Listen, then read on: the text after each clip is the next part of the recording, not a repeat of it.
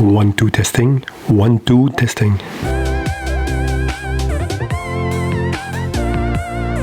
Bonjour tout le monde, ici RC Kevin, bienvenue sur le channel.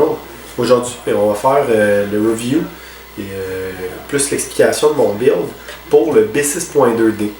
Ça fait quelques semaines, mois que j'avais commencé la vidéo, j'avais un peu fait le montage du véhicule, mais je voulais vous montrer un peu c'était quoi les choses absolument nécessaires à mettre sur un B6.2, les upgrades que j'ai mis qui sont un peu pour juste le look, puis d'autres choses que j'ai hâte de tester. Fait que, tu sais, vous êtes plusieurs à me poser la question, c'est quoi, qu'est-ce qu'il faut que je change, qu'est-ce que j'ai besoin d'acheter, quel kit. Là, je vais vous parler de mon expérience sur Team Associated, mais c'est pas mal exactement la même chose pour les autres manufacturiers, au moins pour les deux roues motrices. Donc, de base, le B6.2 il vient avec un front wing à l'avant. J'ai vu, puis j'ai regardé un peu là, les tracks un peu plus off-road. Low grip en général, là, ça va être le high wing en avant au niveau du shock tower, tandis que le shock tower ici à l'avant. Tandis que quand on va avoir le wing à l'avant comme ça ici en général, c'est plus pour les surfaces high grip comme le tapis ou d'autres choses comme ça. Fait que je vais un peu tester avec ça puis je vais vous dire mes impressions. Là, je vais aussi essayer le wing en avant, je vais voir si je vois une différence. Puis je vais vous donner des options là-dessus. Pour le reste du véhicule, je vais avoir des petits upgrades là, vraiment de l'avant vers l'arrière. Mais avant ça, là, je vais vous dire, après une pratique en général, là, je vais généralement, avec un chiffon, tout nettoyer au Simple Green mon auto pour être sûr qu'il n'y a pas de saleté. Je vais prendre aussi un petit tournevis où je vais prendre un X-Acto puis je vais enlever toutes les mottes de terre qu'il peut y avoir dans les vis. Essayer de limiter le plus possible la corrosion, mais aussi de l'avoir le plus propre possible, fait que tu n'as pas de la saleté qui va frotter à quelque part que c'est pas supposé puis rajouter de l'usure prématurée. Donc j'ai pris le temps de tout le nettoyer, frotter aussi avec un pinceau pour enlever le plus de poussière possible. Puis ensuite de ça, là, j'ai pas défait mes chocs encore, je vais les défaire, je vais les regarder avec vous autres, puis ensuite de ça, on va les remonter. Donc c'est pas mal la base. C'est le B6.2 comme électronique dedans, là, je vais avoir mis un ProTech 160 SS comme cerveau en avant. C'est un cerveau très très très rapide, c'est les cerveaux Shorty, donc les low profile, excusez-moi. Donc c'est vraiment un petit peu plus petit en avant, puis j'ai plus de place pour placer mes fils. Ensuite de ça, moi je vais rouler des manettes Futaba, donc je vais avoir mon receiver Futaba, pas d'antenne qui va être là. Je vais avoir un Reedy Black Box 1000Z+, comme ESC avec le petit capaciteur qui est ici à côté. Je vais essayer d'avoir vraiment caché puis de nettoyer le plus les fils possible. Je vais avoir une batterie Shorty Low Profile 4000 mAh SMC. Puis je vais avoir mon moteur spec 17.5 Fixed Timing qu'on a déjà parlé quelques fois. Et ensuite de ça, je vais avoir une petite fan qui va pouvoir rafraîchir le tout. Fait que j'ai tout nettoyé, j'ai mis cet équipement là dessus. Puis on va commencer à travailler sur les chocs, puis on s'en reprend bientôt. Merci. Donc, pour travailler sur les suspensions, là, je vais vraiment toujours tout bien défaire. Je vais avoir mes ressorts, je vais avoir mes shock cups. Pour le setup, puisqu'on avait essayé à Ottawa, là, on avait fini sur des springs bleus en avant et des springs bleus en arrière. Donc, je pense que je peux sortir les springs pour l'instant. Les cups, là, ça va être important de toujours bien venir les nettoyer, s'assurer qu'il n'y a pas de terre à l'intérieur. Le plus qu'on est capable d'enlever de la poussière autour de la suspension, le mieux que le tout va se porter. On ne veut pas que la saleté et de la terre se ramasse dans l'huile ou sur les O-rings qui vont venir frotter contre le shock shaft et tout. Donc on veut vraiment essayer de sauver le plus de friction possible pour s'assurer qu'on a toujours un choc qui est le plus smooth possible. L'autre chose que je vais venir faire, c'est que je vais venir nettoyer avec mon chiffon les shock body. S'assurer juste d'enlever le plus de saleté possible. Je vais venir nettoyer tout ce qui est sur le shaft puis à la base de la suspension. Comme ça. Je vais toutes les nettoyer. Moi, j'aime ça pour nettoyer là, le chiffon qui vient de chez Costco. Donc, c'est 40 cm par 40 cm. C'est un chiffon microfibre qui absorbe bien, qui nettoie bien. Puis, j'aime bien comment il travaille. Donc, c'est ça que je vais utiliser en général. Quand ils sont rendus bruns, là, je les jette. Mais pour que j'aie de l'air organisé pour la vidéo, j'en ai pris un qui était propre. Donc aussi quand on a des inserts comme ça, là, je vais m'assurer qu'ils se promènent facilement, qu'il n'y ait pas de restriction, qu'il n'y ait pas de saleté pris dedans. Comme là, il en reste un petit peu.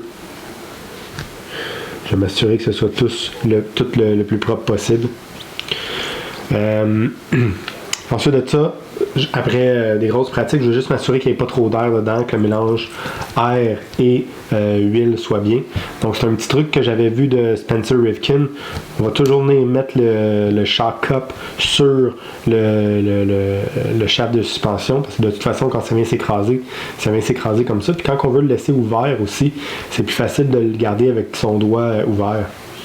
En général, je vais venir le brasser 4-5 fois puis je vais regarder s'il vient sortir.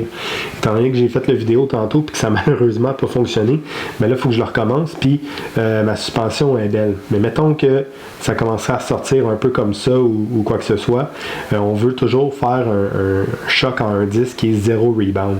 Donc 0 rebound, c'est quand on vient écraser la suspension puis que le shaft il sort pas. S'il commencerait à sortir un petit peu comme ça ici, il y aurait un rebound.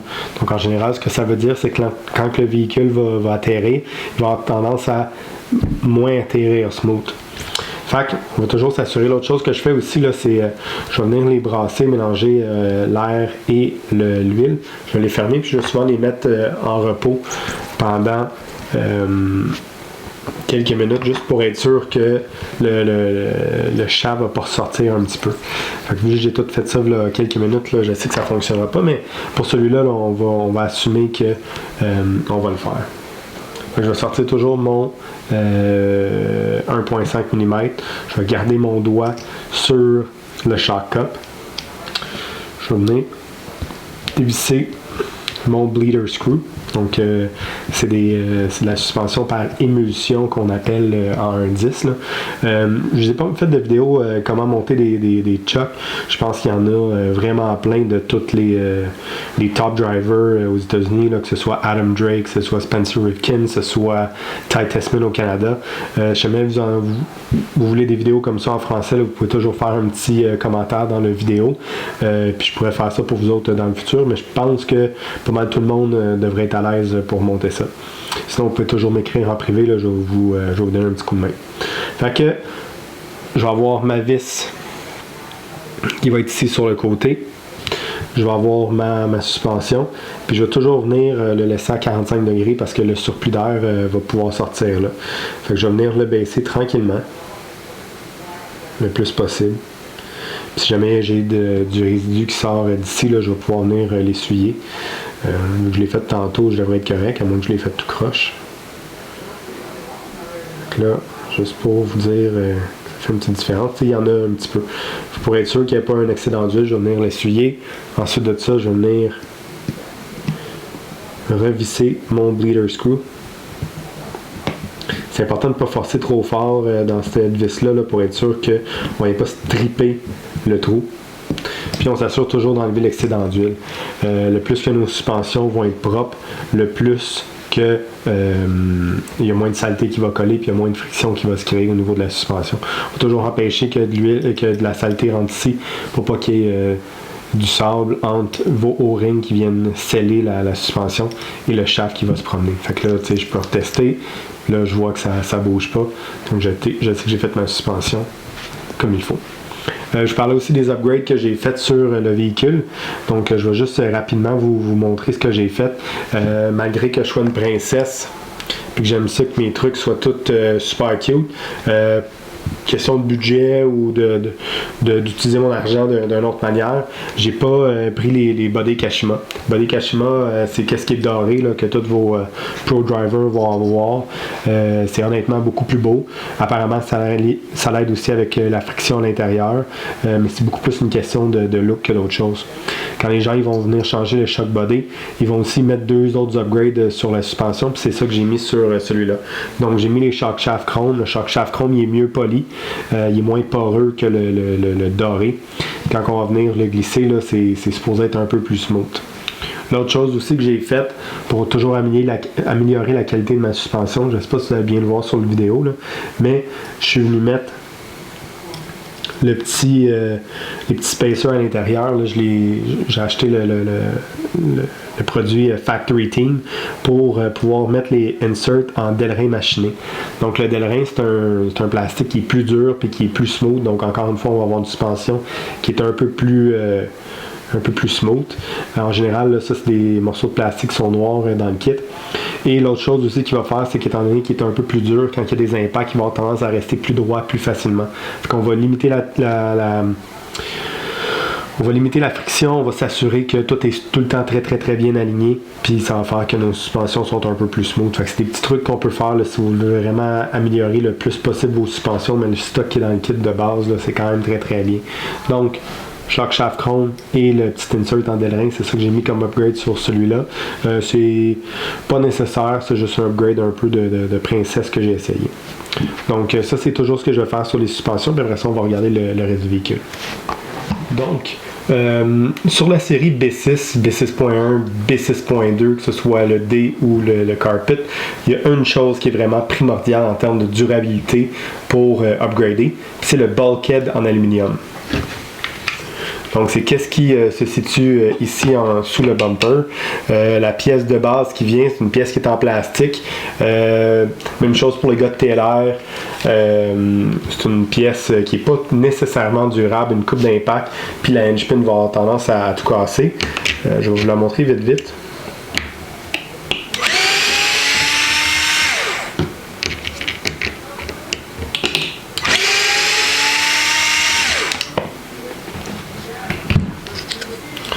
Donc rapidement, là, c'est cette pièce-là ici. Je vous recommande fortement en aluminium. Vous allez pouvoir voir le numéro de pièce ici bas. C'est définitivement quelque chose qui est important en termes de durabilité. L'autre chose aussi que vous pouvez toujours vérifier, là, c'est être sûr que les 4 petits set screws sont toujours là pour pouvoir tenir vos hinge pins solidement. Mais définitivement un gros upgrade en termes de durabilité. Vous le regretterez définitivement pas.